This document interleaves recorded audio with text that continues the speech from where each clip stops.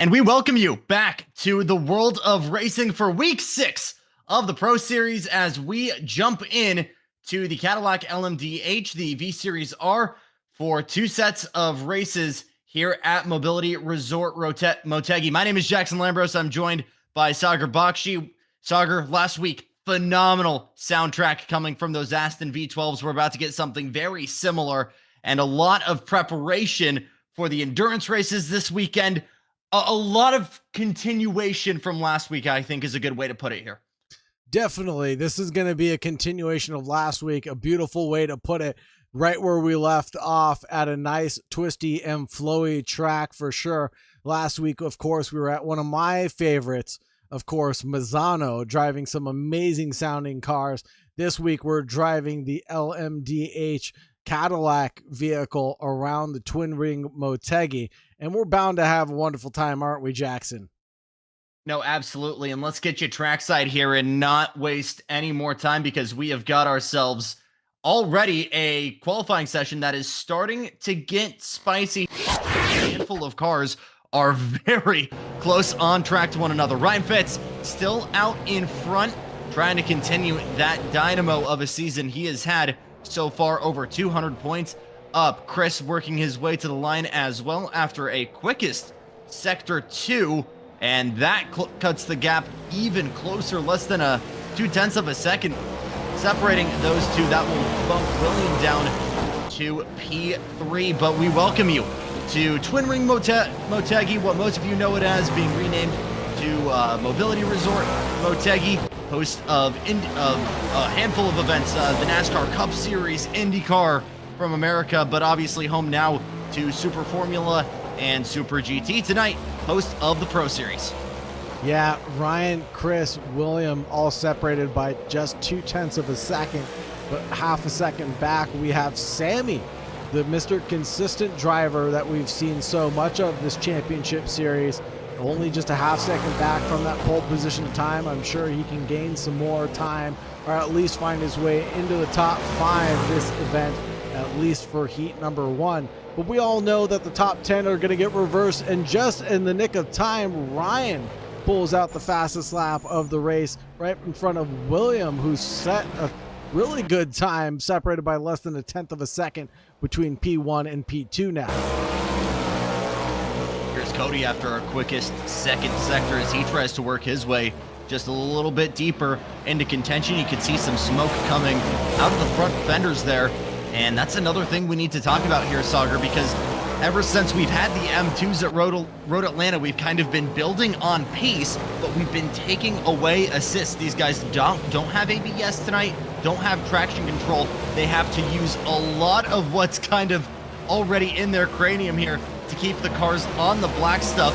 And when you've got well over 600 horsepower on tap and speeds of over 200 miles an hour, sometimes going down the Sarth on the high banks of Daytona, and you need to get yourself to a dead stop without any assists, these are challenging cars to maximize the pace of. Absolutely, they are. Me and Mike Noss were toting around in these cars just the other night, just trying to come to grips with them. And they also feature anti-stall, so should you come into a corner a little too slowly and trigger that anti-stall, you're going to need to apply the clutch pedal to get the car re-engaged into first and get rolling again. So watch out for some drivers getting caught off guard just that much more when they come into some really slow corners here at the Motegi Ring. Fastest lap we just saw there for Play T as we now look at Christopher. These Cadillac DPIs, or excuse me, GTPs, I was going to mention, this is kind of the spiritual successor to the DPI class. We kind of drew it up coming into the 2020s as a successor to, I believe IMSA actually referred to it as DPI V2, and that evolved into LMDH, where you could see IMSA level cars competing at Le Mans, and vice versa. We see the Caddy at Le Mans now. Starting this year, we saw the Aston Martin Valkyrie hypercar running that very similar V12 actually that you guys heard in the DBRS last week. In that machine, man, for all my SoCal guys, get out to Long Beach next year, because that is a phenomenal sound to hear. So too is this, believe it or not, Cadillac Escalade inspired, very similar General Motors DNA shared with a lot of the V8s you see in the Chevrolet and Cadillac lineup. Not too much with the Corvette now because that's moved over to a flat plane crank, but these Cadillacs using a lot of shared DNA actually with some road cars you see on the road. Looking a little bit further back down in the order now, Elijah working his way into the mix, going under the bridge and has a little bit of help around him. And locks up the fronts again, Sagar. We talked about this being an issue and guys trying to make those making those adjustments on the fly, right? Going from those high speed to low speed corners, trail braking, as you've learned behind the wheel, going to be absolutely paramount here to eking out all of the performance in these machines. 100%, but when the brake bias is set incorrectly on these vehicles, you can see yourself getting a little tank slapper for sure, or when that energy system is maximized, you no longer get that battery operated regeneration to slow you down, and you're just stuck with one rear end locking up and sending you curbside. And a little bit of a lockup there from Jeffrey there, and I wonder if he's dealing with some of the issues that we're just talking about as he comes through the middle part of the track, now on his way towards turn 7 and onto the S curves.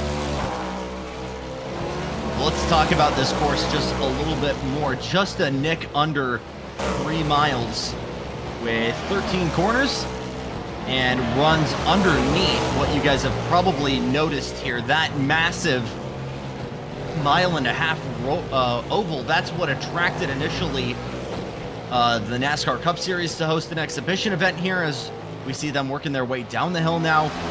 But hosted a handful of IndyCar races. That's where Danica Patrick got her first ever IndyCar win back in 2008.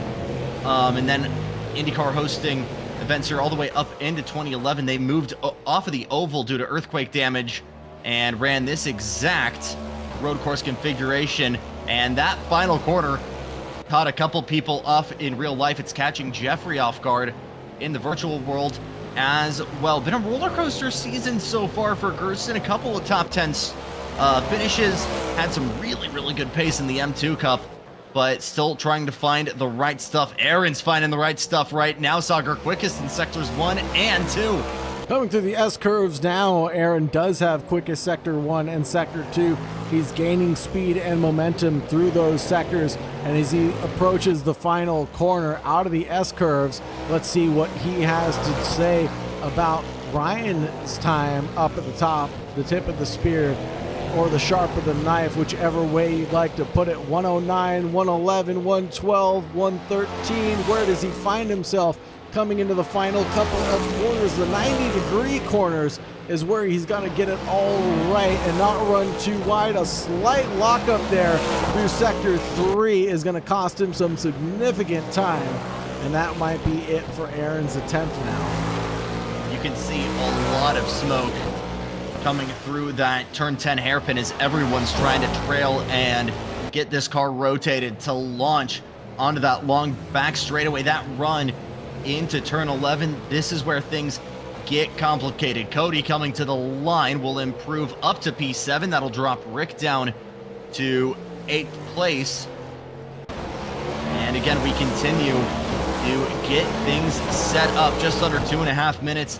Elijah now trying to work his way forward. We've got one car spinning here coming out of the final complex. And I That'll be believe Gerson. that might have been Gerson. Yes, it is. So Elijah coming to the line. He has actually big time improvements. 140.038. Nothing to shake your stick at there. He's just a little bit away from a top 10 finish or top 10 starting spot potentially. What can William Rasmussen do in the closing stanzas of quali? He's found really good pace in the first sector, dropped a bit in the middle. He'll come to the line here and gets up onto the pole by just under a tenth. Ryan Fitz and William Rasmussen continue to go back and forth, and Sagar looks like William likes what he's got because he's immediately chucked it back to the pits. With just 1:30 left to go, Aaron's really got to get the hurry up and go on sooner rather than later. Improves through sector 1 and sector 2 again, but compromised through sector 3 with just some personal improvements to be found there. He's up around 1/10.5. He's got to find some more speed to get it across the line in the nick of it. Just hopefully trying to improve his position from where he starts the event. 137.982 will be a personal improvement, but not good enough for that front row. Exact same order we saw in pre-qualifying in the days leading up to tonight. Aaron Fritz was the fastest, actually, putting together a 137.964. We have ventured into uncharted territory on these timing charts because Willie Rasmussen has been able to get underneath that. But the two Fritzes, Aaron and Ryan, continue to work their way into the mix. Elijah looking for that top 10 spot. Here he comes to the line. P9 for Elijah, just barely able to get it in, a 139.841. Gerson tries to find any pace he's got. He's actually significantly off pace, this being his outlap, so he'll have one more opportunity to try and get that done. Already locks it, though, coming into the maiden corner, and that might be all she wrote. Just 5 seconds remaining here in round 6 qualifying. This will be the only qualifying session we have tonight. Again, we'll run this order for the maiden race, then we'll flip the grid for the second, so expect some hard chargers once we get past halftime. Jeffrey in 14th has been chipping away at his deltas. He's fastest in the first 2 sectors as he works his way through the S's, very Suzuka-esque kind of sector here, and he is liking this momentum right now in that double O car. Yeah, the 00 looking pretty well for himself. Jeffrey finding any improvement right now will be beneficial to his chances to work his way forward through this grid, this long grid of cars. Got 16 drivers registered for this event tonight, and hopefully all 16 of them will take the checkered flag this evening. And we have some very good drivers here tonight, as well as some that are so good normally on any given night, but this being the Pro Series, are caught out in the midfield. Cody, Christopher, and Rick, Andreas, and Clay T. Normally drivers that we'll see up at the front, now running in the mid-pack, down from 7th to 11th right now. Super surprising stuff. Well, I mean, you look at William Rasmussen, and his song and dance is running high downforce, extremely lightweight open wheelers. And sure, you're getting a little bit of extra added weight here with these fenders, but he's feeling right at home behind the wheel of that.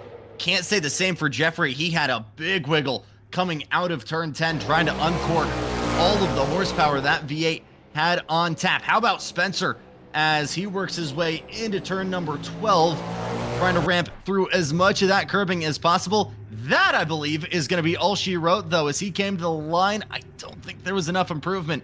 So Ryan Fritz, William Rasmussen, your front row, and just behind it will be the fellow Fritz of Aaron, alongside Chris Paz, with Sammy and Cody just behind. Following Sammy and Cody will be Christopher, Rick, Elijah, Andreas, Clay T, Spencer, Jeffrey, Timothy, Gerson, and then James to round out the 16 participants tonight. Gonna be a good show coming your way here as we get set. What pops out immediately, you've got a couple of really solid overtaking opportunities. I think turn 1 is going to be viable, especially we've seen guys really struggle on exit here with turn 14 and just really having the tail end step out. I think really capitalizing on those bobbles will make turn 1 possible. You look at this whole first section of the track pretty much going up into turn 4. You guys can see the map on the right-hand side of your screen. You've got obviously that long sweeping left-hander of turns 2 and 3. I would still say that's a fairly possible, fairly chuckable corner if you've got the guts to get that done. Turn 4 is absolutely speaking up to me. But really what I'm looking at this layout here, and even though it's meant for open wheelers and really for constant wheel-to-wheel racing, I think we're going to see some MX-5 style dive bombs here, especially turn 11. That right-handed 90-degree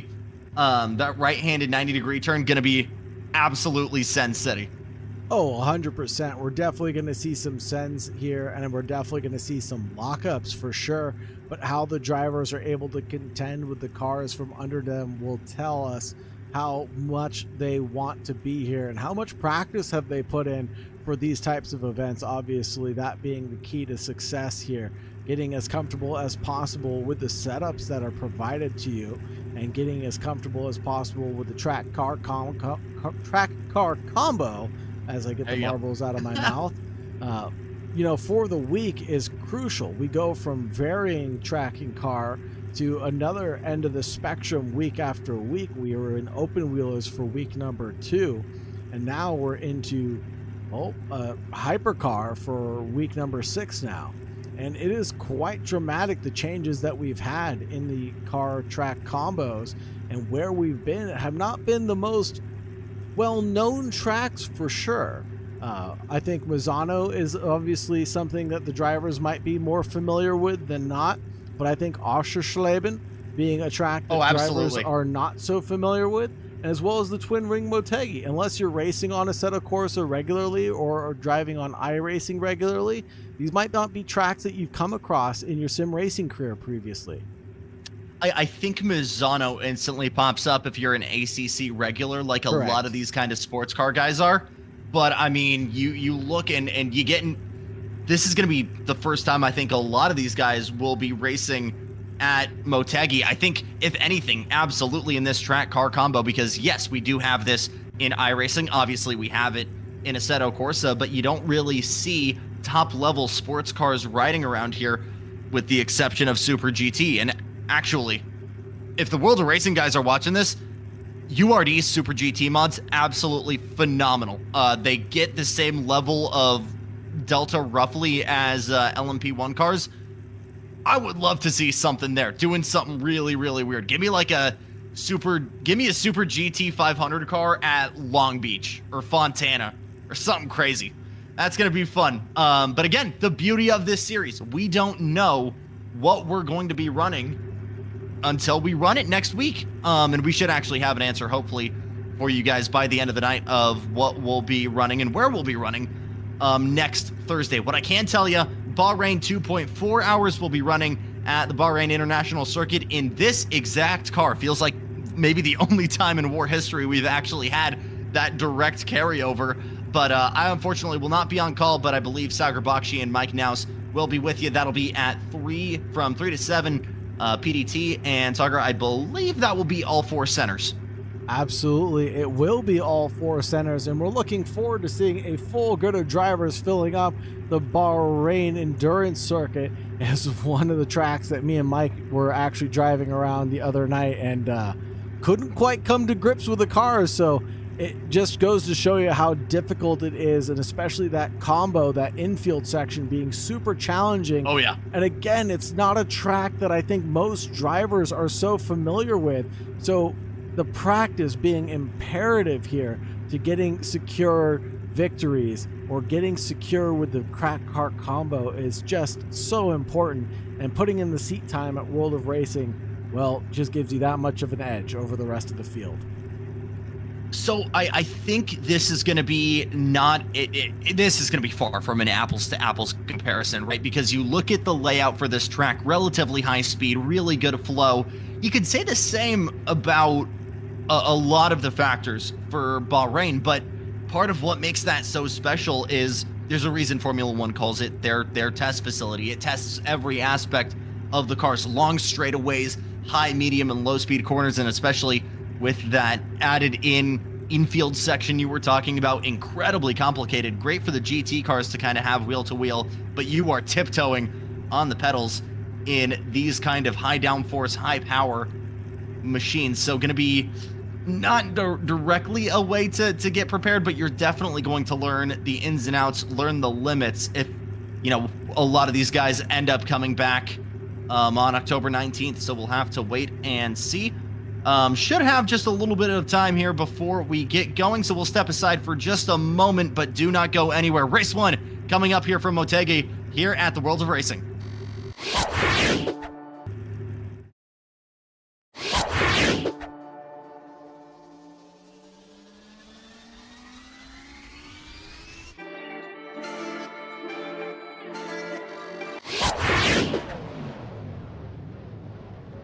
And just like that, here we go. So William on pole position after a dominant qualifying went back and forth with Ryan Fitz. That door is going to be wide open heading in to turn number 1 onto 6 red lights. And when they go out, we'll find the best in the land of the rising sun. Green flag, we're racing for Pro Series here at Motegi. Leading down and towards turn 1, William has a great start there, leading over Ryan and Aaron. Side by side is the battle between Chris Paz and Aaron. 2x2 is the formation, looking a lot further back though. A lot of the drivers still squabbling for those positions. Chris Paz has a little bit of a lockup, running a little bit wide at turn 4, but carries the speed and momentum forward. Will inherit P4 in front of Sammy, who's still being blocked off. A little bit of weaving there from Chris Paz even, and further back down the order from Cody to Christopher. It's still going to be nose to tail running, but there's Timothy off in the background, and he is off in the S's at 130R, it looks like.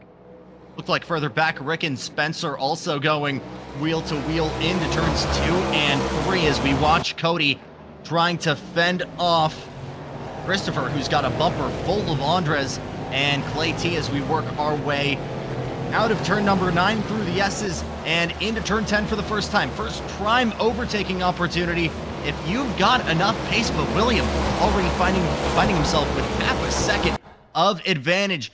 Main part of the racetrack where the slipstream is going to come into effect. This corner, downhill and turning, so much pressure on these front Michelin Pilot Sports, but is able to get through without a lockup. A little bit of a shakeup further back, but your podium will pretty much remain the same here as we get our first lap set aside. 18 minutes in the book, so about, let's see here, doing quick math, you can say about 10 laps here remaining for our first round in Motegi. And again, for William, Ryan, and Aaron, if they stay up front, they'll be starting from the back for race number 2. That could mean Gerson will be starting towards the front, but he'll be wanting to charge hard and pick up as much points as possible to get started. He's got a bumper full of Elijah, though, in the run into turn 2. Yeah, and it's only going to be the top 10 that become inverted as Gerson has a huge wiggle as he mounts the curbs coming through turn 4. And again on the exit of turn 4, he has the same old wiggle. And now he's going to go wheel to wheel with Elijah, who's going to go the long way around the outside. Gerson dives to the inside there on the blue livery car. And Elijah in the yellow livery. Jeffrey chomping at the bit in the black car, trying to get by any which way possible. But Gerson escapes with his life, this time basket. I believe one of the sim racing commandments is thou shalt not brake and accelerate when one tire is on the curbs, and that's what caught Gerson out. Thankfully, with that direct drive wheelbase, gets quickly known that he's off kilter and is able to correct it. Clay T, one of the few red cars we've actually seen out on track. The kind of wheel engineering inspired number 65 is in a little bit of an archipelago at this point. Still no shuffles out in front. Everybody kind of still in contention, barring that early spin from Timothy in the 31. But we have stayed clean and green for the majority. Quickest lap last time by William with a 137.752. And the clean air truly proving to be an advantage right now for that 28 out in front. And I wonder how much the downforce is affected by being out in the dirty air from the car in front of you. We can see that Ryan is back 1.1 seconds currently, but Aaron able to sit within a half second of Ryan out in front. So it shouldn't be affecting him too much, or at least he's not making it seem like it's affecting him too much. How do you feel about that? I'll say this. I know as a fact, these LMDH regs were designed with a good chunk of that downforce coming from the floor of the car. That means not generating too much dirty air, and even if it is, that the bigger piece of the pie isn't coming from, you know, the air coming over the car. So that allows us to see this close-ish wheel-to-wheel racing. It's how we're seeing the Fitz brothers this close to one another right now, as we see Aaron starting to chip away on that P2 spot of Ryan. And all of a sudden it feels like everyone is bunched up as we work our way out of turn number 10. Another great opportunity for an overtake here. No one quite able to get a move yet, but Ryan just going a little bit closer to the middle of the track, letting William know that, hey, I'm here, I'm not going anywhere. I've got another guy behind me, but we might do a little bit of teamwork here and coexist on the racetrack. So clean existence, or good coexistence, I should say, from your top three. You look at Chris Paz in that Bear Carbon 00, just a little bit further on the racetrack. He's on an island as well. But you feel like the tension is starting to build at this point in the race. Not seeing the same levels of haymakers that we saw last week in the Astons, and I think this requires a lot more thought-out moves, Soccer. Again, you're moving so much faster. You only have so many windows where you can actually get a move done, and I think this is the first time that a lot of these guys are this close to their competition at these speeds on track. So they're trying to find out, okay, where can I roll this momentum? Where can I potentially make a move? Or is this guy going to close the door? And that being said, this might be the first time that they've gone wheel-to-wheel racing at these speeds before at the Motegi ring. This isn't a track that is extremely wide, and these aren't cars that are extremely stable. We see the drivers pushing as hard as they possibly can, even individually making minor mistakes, mounting the curb, sticking the wheel off into the grass a little bit, as we just saw Aaron do so, and getting a little squirrely on throttle application. I think that will drive them to be a little bit more cautious around each other when they go for these late braking maneuvers or go for these late brake lunges. But no car has been within around 2/10 of the car in front of them, as we see Aaron with a slight lockup, just carrying a little bit of that brake heavy and force downwards through the hill of turns 2 and 3. Or no, excuse me, those were the final corners, excuse me. But 137.8, 137.8 for the leaders right now, with a 138 for William. We're not seeing much of a discrepancy amongst their lap times either. So the opportunity is really not presenting themselves the way we saw the Astons run last week here at Misano. So it's a little bit different of a driving style, as well as a different demand from the vehicles. And we see Aaron get a little squirrely again, coming out of turn 4, getting set up towards turn 5. He's now 1.0 seconds back from his brother Ryan. Let's take a look at Rick and Andreas, who are within a couple tenths of each other, and we'll see if Rick can set something up on Andreas here. Rick, one of the guys we saw earlier on, I believe, was battling with Spencer and Cody at the start. You see him there in that blue 28, trying to get to work on Rezo, one of your harder chargers of the day. A little bit of a peak there, working through the S's. This is not a place we were expecting a move, and Rick, I think, is aware of that. We see him just a little bit more off the throttle. And we talk about these longer wheel-to-wheel duels, and the fact of the matter is, sometimes getting the move done isn't down to actually making it. It's just existing in the mirrors behind, trying to force someone to drive defensive like we're seeing here from Andres, and setting up an opportunity. Now the door's open for Rick. Launches middle of the racetrack. Door is still open, just able to get the fender there. Can he roll that momentum? He can. Is there enough braveness on the brakes to get there? Heading into turn number 11. One of the cleanest moves we've seen on track. It's a textbook pass from Rick for P8. And that's exactly how it's done. You narrated that one perfectly, Jackson. Gotta set it up from a long way back and be there when the opportunity presents itself. And definitely not think twice when a door opens itself to you. Number 28 of Rick found his way past Andreas after just existing in the rear view mirror of Andreas, forcing that pressure and forcing Andreas to go a little bit defensive there, slowed him down coming out of turn 10 and leading down in towards 11. That was the opportunity to strike.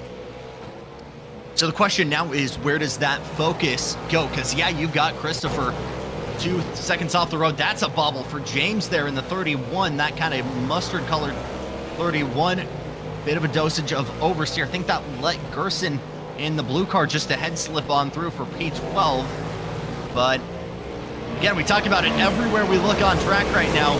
We've got battles. It's not the crazy wheel-to-wheel action we saw necessarily at, oh my gosh, you go back to the opening round with the Mustangs at Portugal, or obviously the Astons at Misano, but we've still got some phenomenal action. That was a little bit too much speed from Jeffrey there. You saw him wiggle in the carbon 00 right behind, carrying just a little bit too much momentum. Thought about a move potentially there through turn 10, but is able to gather it back up. And you look at a man on a mission, it might be Jeffrey. It might be a spot where we see another move into turn number 11. Jeffrey tucked right into the bumper of that 31. Is there going to be a late pop out for a move? You want to make your intentions very, very clear when you're going north of 200 miles an hour. Both of them lock up, and that is telling me everybody's overdriving right now, trying to hold their position. Overdriving or pushing themselves a little bit more than they are comfortable with so far in this race. They're just trying to get that much more out of their vehicles for sure. And the drivers side by side making the same mistakes as one another goes to show you that they might not have had the most practice driving off the line there, as both of them have a bit of a wiggle coming out of turn number 1 and leading down in towards turn number 3. There'll still be nose to tail between these two drivers with just 9 minutes and 10 seconds remaining in this event. We're seeing around 1 second gaps separating most of the field. This is the closest battle on the racetrack between Jeffrey and James. Jeffrey whipping that 00 like he's going to Long Beach for the Formula Drift finale this weekend. A lot of moments there coming through. Turns 3 and 4. Continues to put the pressure. Another lockup. He'll do some lawn work on the outside of turn number 9.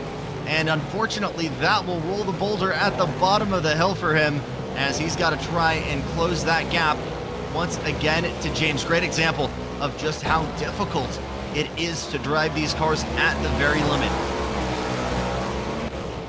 Timothy and Elijah in matching livery 31 vehicles, also within half a second of each other currently, driving these RSS vehicles around, coming out of the hairpin curve, down the back straightaway and in towards 11. I think he's a little too far back to make anything work currently, but he is looking like he wants to make a move, not using as much of the track as he bought and paid for on corner entry. But now they're still running nose to tail. Half a second turns into 4/10 of a second. The gap's just slinking back and forth currently between Timothy and Elijah at the back of the field. So I think we saw it earlier between Rick and Andres, and that's going to be kind of our good indicator of how to get a move done. So I still think turn 10 is going to be your prime opportunity, but that is going to be really based off of a mistake or a bobble from the guy in front of you. It's still absolutely possible. I think you just got to be right on the bumper of the guy behind you to make that move possible coming into turn 9. We'll have to wait and see. As just up the road, another yellow machine. That's James in 14th. So this could really quickly become a trio battling for the best of the rest. Comfortable running right now for William Rasmussen out in front. Fastest lap of the day, doing a 137.752. Just about a 10th quicker than Ryan and Aaron Fritz just behind. As we see him working his way out of the final corner. We saw a couple of bobbles earlier on for Aaron in 3rd. There's Chris just behind in 4th. So we were hoping for a little bit closer of a race out in front, but still 7 minutes to go. And Ryan absolutely in striking distance here in this battle for the lead. It's definitely not over until the fat lady sings, with 6.5 left to go in this event. We're going to see some more battling, that's for sure. And I wonder if any of these drivers were potentially saving their tires for their final stint of the race. All drivers on the soft compound running, knowing that they did not have to take a pit stop, knowing that this was not an endurance event either.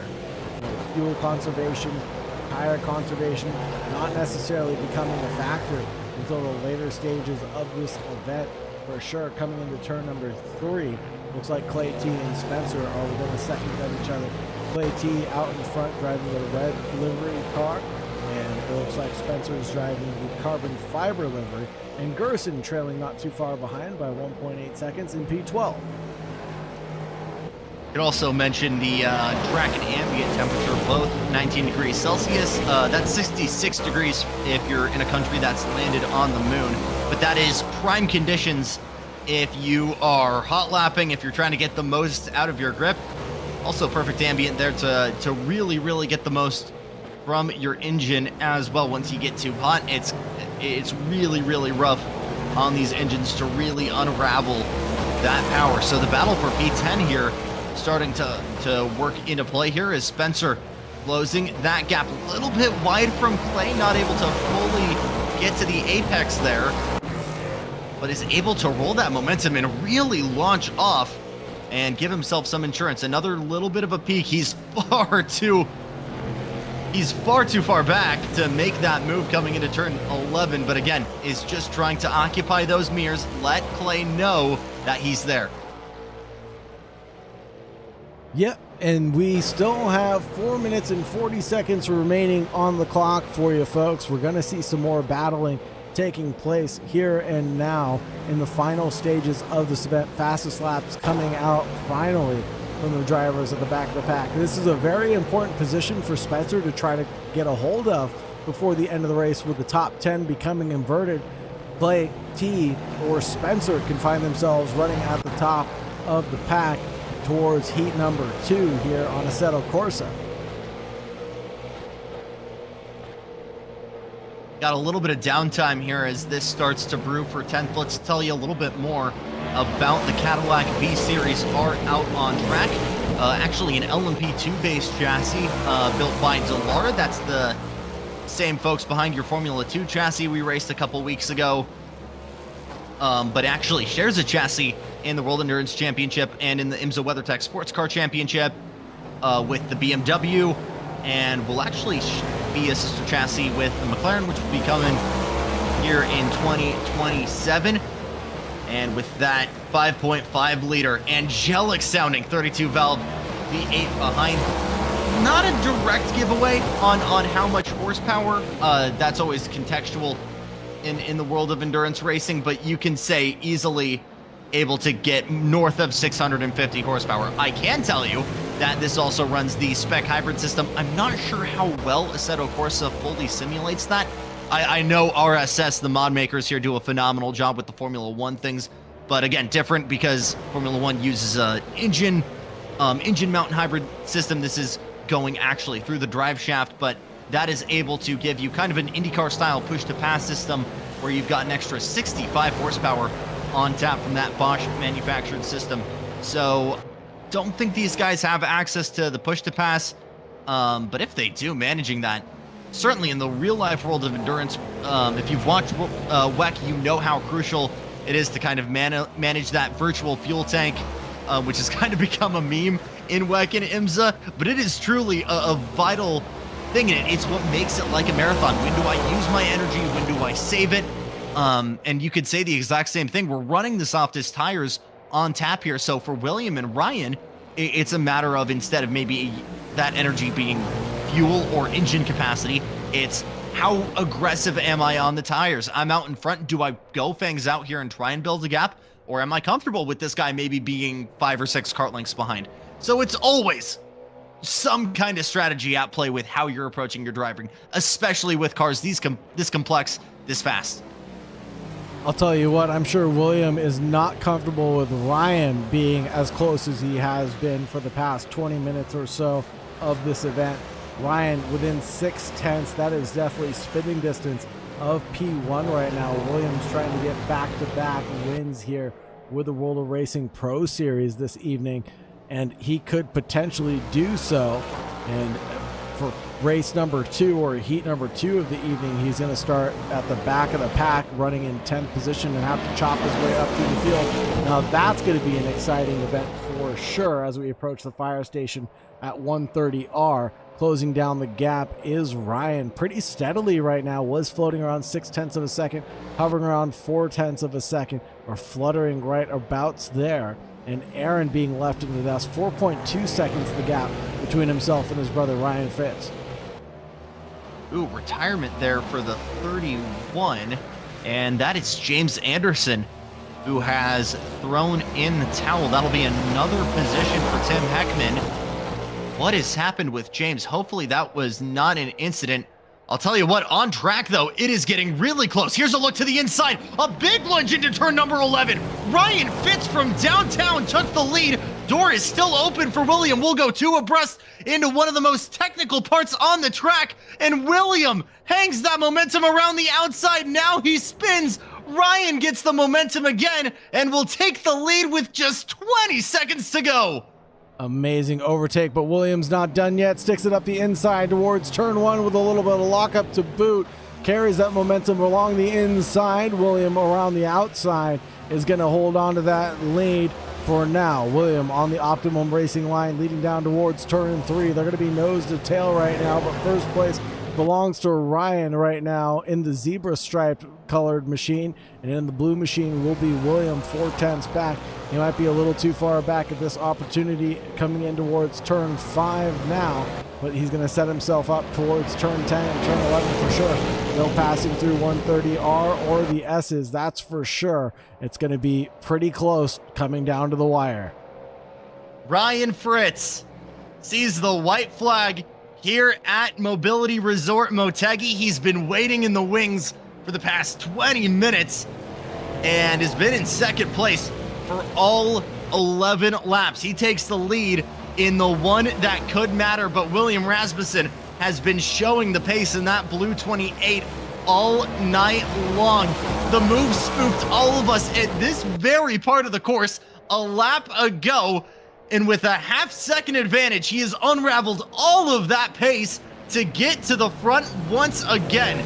And we always talk about Ryan somehow, some way, finding his way to the front through these first 5 weeks. And somehow, he's going to find his way to it again. Checkered flag is out for race number 1. Ryan Fritz, in a Hollywood move at the line, will take victory in the first race.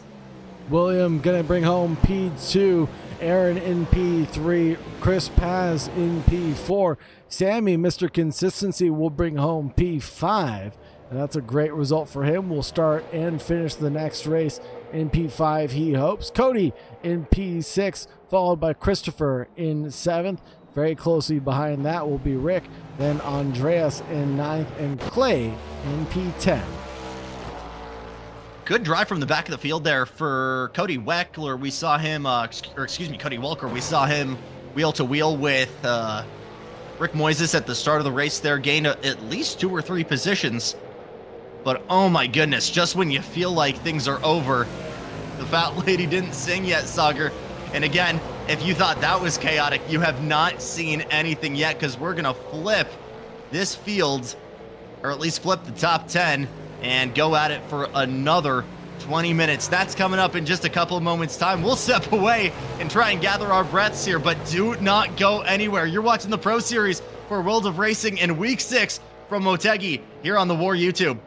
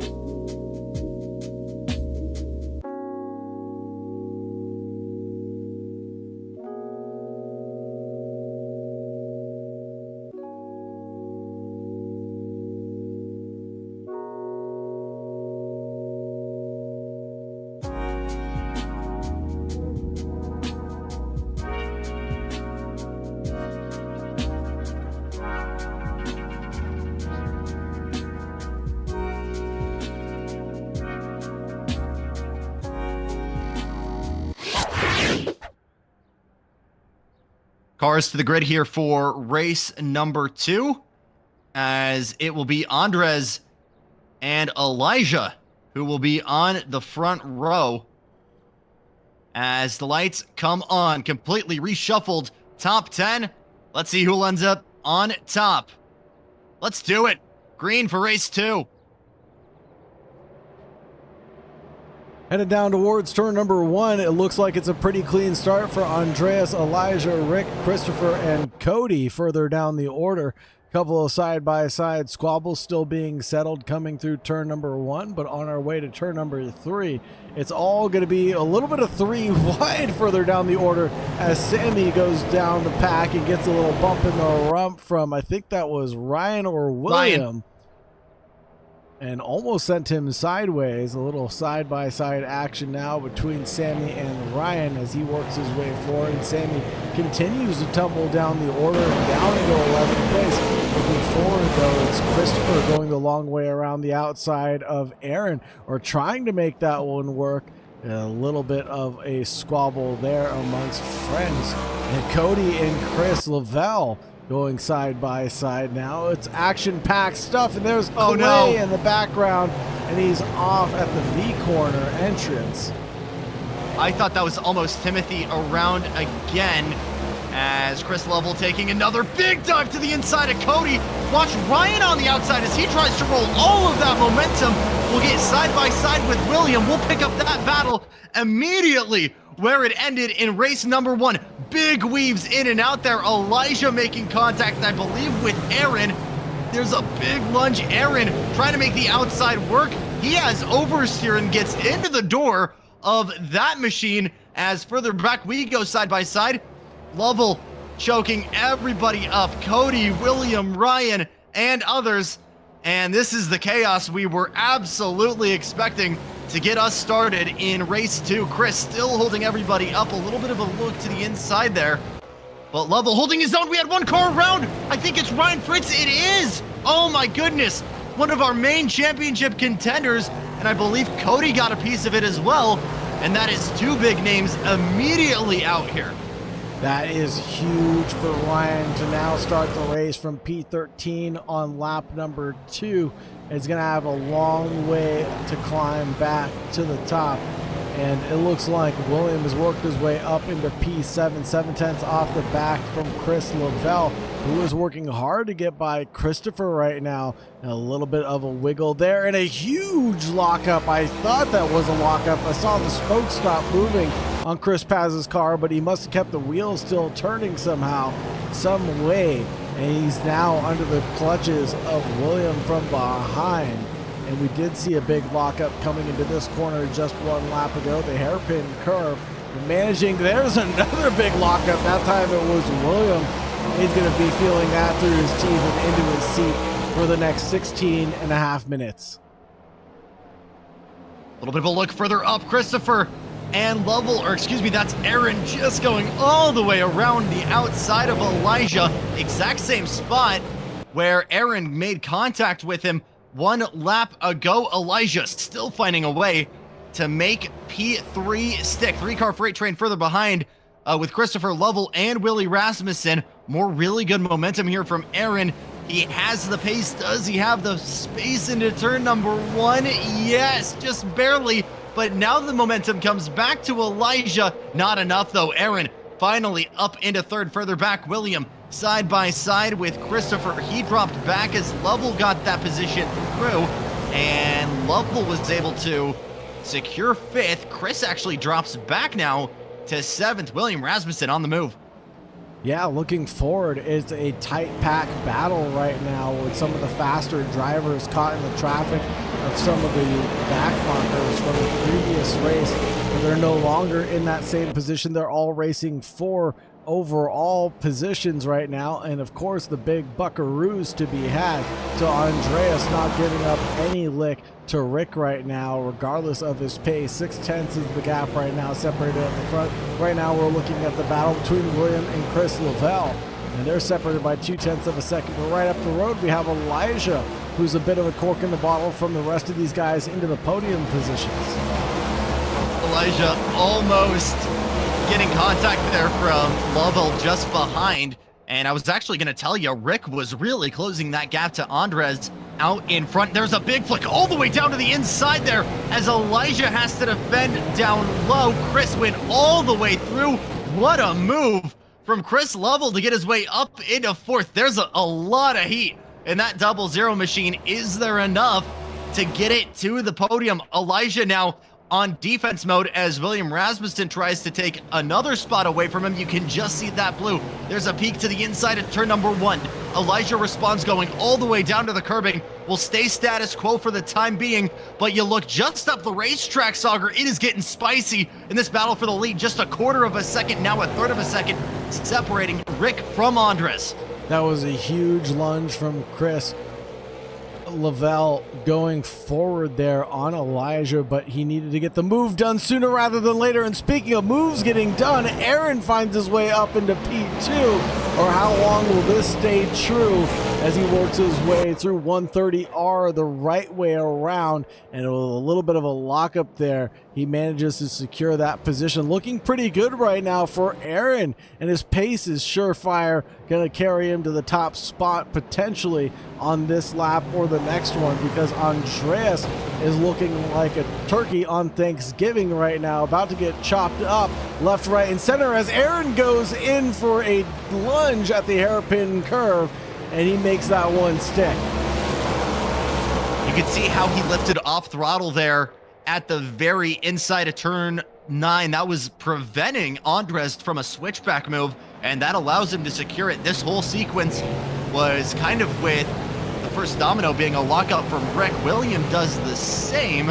Elijah not able to get through just yet, tries to jam the nose into turn 11, but these two continue to go back and forth in the battle for 5th. Looks like we might have had some issues for Sammy further back in the 15. He made contact as here comes William with another look to the inside. It's Rick who's trying to clear Lovell to get back on the bottom step of the podium. He's found some speed once again, getting that 28 back into full song, but not able to clear him just yet. But Aaron Fritz in clean air is getting cool runnings already, a second and a half up from Andres.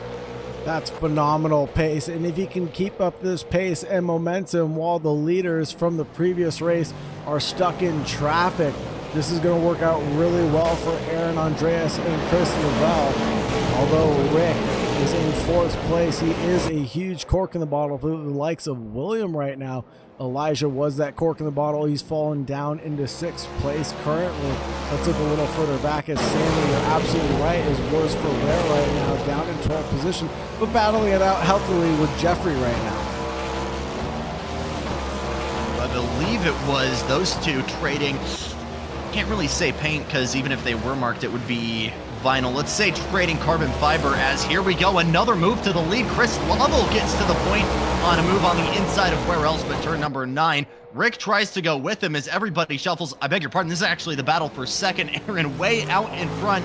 Here's another big lunge from Rick. The place we saw a really good move earlier on in race 1. That pushes Andres out of the way. Doors open. William will slide on through for P4. And that's great heads-up driving from William, able to pick up the scraps. Might get another one here because Rick goes wide, has a little bit of a wobble coming out of the final corner onto the back straightaway. And just like that, William Rasmussen back onto the podium. Really good heads-up driving from William to pick up the pieces where they fall in this race. Not pushing too hard to make anything work in his favor, but really just waiting for the mistakes to happen in front of him. He's done a good job to secure P3. Now he just needs to be mistake-free for the remaining 11 minutes of this race. Only 11 minutes remaining, Jackson. Can you believe that? I'll tell you what, it feels like this race has gone by in the blink of an eye, and that's because when things start happening in the World Tour Racing Pro Series, they start happening very, very quickly, and William has worked his way to the front here very quickly. You look further back, and one of the Fritz is certainly worse for wear. Ryan able to get his way, though, into the top 10, and Chris Lovell might be starting to feel the pressure. I'm dragging your camera all over the place right now. I'm sorry, Soccer. Oh, we look at Ryan. He might actually be getting to work here on Spencer just in front. Again, trying to set up a move Spencer going wide will certainly make it easy. He'll have the nose fully ahead and will actually clear him for P9 before he even gets to the apex. Ryan on that big recovery drive, slip, trip, and fall on the opening lap. And now he is recovering back from what was P12 all the way up into P9 right now. And it's all about the points overall in this championship series. So can you climb your way back after an early mistake and still manage to scrape together some points throughout these events? Although you might not be the victor over the night, you could still find your way to the World of Racing headquarters for the Pro Series Showdown that is coming up when all this concludes. And Ryan Fritz came into this weekend with a very healthy lead in the championship standings. He's still got 9.5 minutes on the clock to try and minimize that bleeding. But you look back at where we're standing right now, this is going to give a great opportunity for William in third to try and close that gap as we start to run out of time as we approach that Pro Showdown. Christopher on the move potentially, as well as Elijah continues to drop back, started in third and was the victim of many a dive bomb in the first handful of laps, as Ryan actually is now trying to put Kirsten away. We talk about the S's being a setup. It's been the case numerous times here for Ryan, and that might be the point once again. Let's see here, a little bit of a later apex. Once again, Gerson going wide, but now Ryan all the way down to the white line on the right-hand side. Thinks about a dive bomb, is smarter. Going into turn number 9, Gerson carrying a little bit too much speed there, going off into the curbs. That opens the door for Ryan to roll that momentum onto the back straightaway. Here he comes with a little bit of a peak, will carry all of that speed. Oh, they touch going into turn number 11. That will upset the aerodynamics for both cars involved. And a little bit of a sacrifice there for Ryan to get it, but he got it done for 8th. Oh, and Gerson goes around, locks it up. Oh my goodness, another commandment broken. Thou shalt not turn and brake at the same time. And all 4 locked up by Gerson. What could have been a top 5 finish, or excuse me, a top 10 finish for Gerson goes down to 14th. Looking further ahead, this will be Christopher and Elijah's battle, but let's check in with William and Chris Lavelle up at the front, the tip of the spear, the sharp of the knife. A 3.5-second gap right now between Lavelle and Aaron up at the front. Between P1 and P2, William trying to change all that up and get by Lavelle as soon as humanly possible, but not trying to be too eager about it. He could be very happy with a P3 right now and definitely doesn't want to throw it away by sticking 2 wheels onto the grass and trying to apply some brake or throttle. You can see that booty shake coming out of turn number 8 there, Sauger. He is really trying to massage this car and find any pace possible. We see it again with the lockup into turn number 10. So we continue to try and see William trying to unravel all of the pace this caddy potentially has on tap. And Chris is definitely happy to see that right now because he's got all that clean air right now. Aaron Fritz a whole 3 seconds off ahead, and that's not upsetting the arrow of that 0-0 one bit. William getting the worst of it right now, having all of that turbulent air spewed out by the car in front of him. Fastest lap from both Aaron and Chris, actually almost dead even between second and third. Still 6.5 minutes to go here in the second half of week 6. Still pretty close for Ryan and Christopher as Ryan goes for a move entering turn 1. That might be a move done and dusted, signed, sealed, and deliver, as Stevie would say. And Ryan secures up to P7 on his recovery drive this evening. Amazing tenacity out of Ryan to be able to come back after an early spill and climb back up into P7. So watching Ryan here in the 0-0, that zebra colored car had a little bit of a peak for Elijah as he was hoping for a top 5, was not able to get that when Andres went on through. Ryan trying to get him one position further down in the order. Was there a little bit of contact there? I don't think so. I think there was. But netcode might have netcoded. And all of a sudden, you look further back, Christopher right in the mix there as well. Just behind in that 28, that blue car, the Konica Minolta machine. So it is very quickly becoming a 3-car battle. Big lunge to the inside for Ryan. That was insanely ambitious into turn number 9, but somehow Ryan able to make that move stick. It took a lot of rubber, nearly some carbon fiber, and Elijah instantly wants payback. He'll dive into turn number 10. He'll lock it up himself. Big sidestep, and that might put him away for good. It does. What an amazing lunge. Don't recommend doing that at home, folks. Not in your iRacing league, not in your AC league, unless you know the drivers around you. Elijah trying to do the same maneuver back on Ryan, but it just ended up not working out in his favor. Nearly 2 seconds difference on that last lap around. Ryan knew that if he wanted to get more positions throughout this event, he'd have to do it then and now, and he pulled it off surprisingly. Looking forward, this will be the battle between William and Lavelle up in the battle for second and third position. Now, William's been here for quite some time, Jackson. What's going through his head right now? Does he want to patiently wait for a mistake, or does he want to go ahead and cross the grass and try to rejoin right behind where he resumed that battle? Holy Toledo, I can't believe he pulled that one out. Somehow actually able to save it. We'll kind of, do we want to say that's commentator's curse? I'm going to say just a little bit. But, well, now the strat absolutely is, I mean, I can't say the worst case is a podium, because another mistake like that and you could be donezo with 4 minutes on the clock. But, you know, if I'm able to keep everything on the tarmac, worst case here is I'm still standing on the podium to end the night.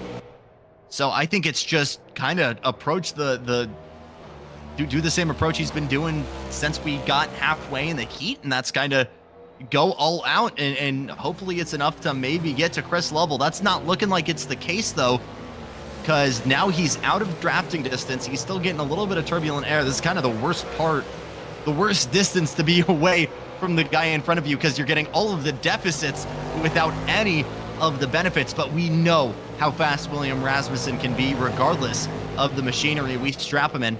So he is certainly capable of closing that gap. He has about 3 laps to get it done. Fastest lap being a 1:38.050 out of William Rasmussen. Currently, Chris Lavelle running in P2. Let's check in with his fastest lap. It'll be a 38.212, and that was his last lap, fast lap as well. So it looks like they're about nip and tuck with each other as Lavelle gets sideways coming through the V corner and narrowly saves it, avoids disaster. But this brings William Rasmussen back into the mix finally after that slip, trip, and fall that he had cutting across the grass. And now he's back within 7/10 of his opponent, Chris Lavelle. That is immediate fireworks going off in the cranium of William Rasmussen, because he knows he's got a chance. And he also knows, well, maybe Chris is driving as hard as I am right now to keep this position out on track. So not a lot of lockups, not a lot of mistakes we've seen from these guys right now. But William might have a chance to take that spot. We'll have to wait and see. Not just now seeing Rick coming onto the back straightaway. Actually, further back, Andres might have a shot further back. That could be a battle developing for 4th, as well, as we've just got 90 seconds on the clock. A runaway for Aaron Fritz. Just going to need 90 seconds and change of smooth sailing to make it a Fritz lockout for the night. But still, who could be on this podium? It's looking like it will be Chris Lovell and William Rasmussen. We don't know who will be on what step just yet, and we certainly hope that this doesn't end in heartbreak for either of these gentlemen.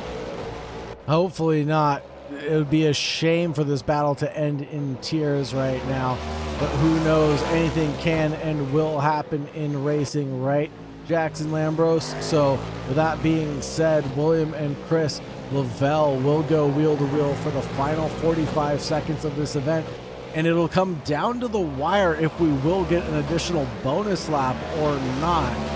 It's so close. I'm gonna say within 10 seconds of the leader crossing the line, and only time will tell when we'll get that bonus lap or not.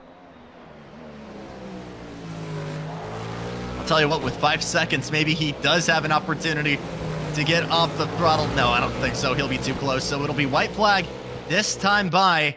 And we saw a Hail Mary move in the closing laps for a change in the lead. I don't think we'll get that this time by, but we saw Ryan Fritz take the lead away from this man right here in the closing stanzas of the first heat. Could William Rasmussen hit him with the Uno reverse card, hit it on Chris Lovell, the Pasadena driver, in the closing corners here to get himself into second, to maximize the points on the evening, to maximize his championship fights against Ryan Fritz, who's driven himself all the way back into sixth, by the way, getting a move on Elijah and Christopher. Those two going back and forth on track as well. We'll keep it here, though, as we work our way back onto the super speedway. The V8's echo under the tunnel for the final time, and William gives it everything he can in the 28. You could see him sliding through the S's right now, all four wheels breaking traction, trying to close that gap. Another slight look to the inside there as we work into the hairpin. This is going to be the setup for the prime opportunity in turn 11. How bold and brave is Rasmussen on the brakes? He is right on the bumper of Lovell, but Lovell in that all-carbon 00, able to launch, goes all the way to the inside, now outside, serpentining, trying to break that draft.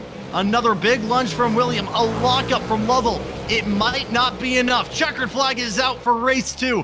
Aaron Fritz will be victorious, and it will be a Fritz festival here in Motegi. Further back, though, a drag race to the line. Lovell giving a shot to Rasmussen, but still not enough ponies for William to close that gap. Chris Lavelle in P3, Chris Lavelle in P2, William in P3, with Rick in P4, with Ryan in P5, Andreas in 6th, Christopher still battling with Elijah when it comes down to the wire for the battle between 7th and 8th position, but it'll be Christopher leading Elijah, then Spencer in P9, Cody in P10, Sammy, Mr. Consistency, coming down to the wire in 11th position, unfortunate for him. Clay in 12th, Timothy in 13th, with Gerson in 14th and Jeffrey in 15th. We told you we were going to be bringing the chaos for the second race. And man, it in every single heat going down to the wire on the podium. And Ryan Fritz, the buzzer, actually able to get that 5th place spot from Andres just at the line as we watch Jeffrey finally bring it across as well. But what a way to conclude an eventful night of racing here at Mobility Resort Motegi. We'll move on from this for the 2.4 of Bahrain coming up. And I have asked showrunner Alex Herman if we can drop the car track combo for next week. Everybody at the centers, I'm sure, is going to give the guys behind the wheel that answer. But for everybody at home, and for anyone who doesn't follow us at World of Racing at World of Racing HQ on socials, you should absolutely fix that, though, on Instagram and Facebook. It is going to be vastly a mystery, and that's kind of what makes it a beauty for this season. So the beauty of this is a lot of these guys we don't know, but it's always a vague combo, something we don't really see conventionally in the real life world of racing. But here we go. If I can get a drum roll in chat, this is going to be a slightly more, this might be the most conventional track car combo we've gotten. That doesn't mean it's going to be easy, because next week, Thursday night, we jump in the Holden V8 supercar and we go racing at the Bend Motorsports Park down under. So a very Australian week 7. And Sagar, let's jump back in the booth here and share our thoughts as we start to land this play. As we welcome you back, Sagar Bakshi, Jackson Lambros starting to wrap things up and set the scene here, not just for Bahrain, but now on to south of the equator as the lights go off in my broadcast center. I try to get those back on really quickly. Sagar, what do we think? I am not too familiar with the bend or racing down under. That's a very underdriven racing circuit for sure. So you're going to have to tell me more about it, Jackson. You know, you sound like you know more about it than I do. So let's say this. I, the V8 Supercar series already has a reputation of being some of the most challenging road course cars to drive on the planet. And when you get guys like Scott McLaughlin and Shane Van Gisbergen and seasoned veterans of that series coming over stateside to kick butt, whether it's in Indy cars, whether it's in NASCAR, SVG undefeated on the road courses practically this year. So we look at that level of skill that is atoned from driving these cars. That is absolutely a warning for the drivers of the level of dexterity they're going to need behind the wheel. Bend Motorsports Park, from my knowledge, is very similar to a thermal club environment. I think there's property you can rent on track. But again, very, very well known. It's been host of the Supercars series for a handful of years now. Located in the south end of Australia. One of the longer tracks we'll go to as well, almost 5 miles long. So going to be a good show. But let's look back here. Some really, really great drives from the back of the field and a Fritz sweep for the weekend. Where do you start to unpack the caddies here at Motegi?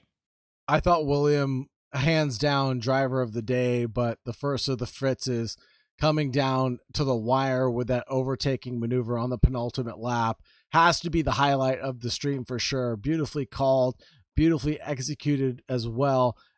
It just came down to the wire for race number one. Just when you thought things were settling down and no moves could possibly be made, they sure were made. And then Ryan in the second race coming back to secure P5 of all things after tumbling down to P12. That just goes to show you that he is a Pro Series driver. We always talk about it. It feels like on track, it always kind of comes down to the line. And as we work our way towards the grand final here in a couple weeks' time, you get the feeling it's going to be the exact same. That is all we've got for you tonight, though. We'll step aside for a couple days. Sagar Bakshi back with you Sunday afternoon for 2.4 hours of racing in these very cars at Bahrain. And then we'll head down south and do it all over again for the Pro Series here. A huge thank you to everybody watching, whether you're on YouTube, center side, behind the wheel, or just supporting your favorite drivers. And of course, a huge shout out to everybody watching the VOD in the future on our YouTube channel. It's time to put it away, though, for everybody at AK Esports UK. He's Sagar Bakshi. I'm Jackson Lambros, saying goodbye for now from the world of racing.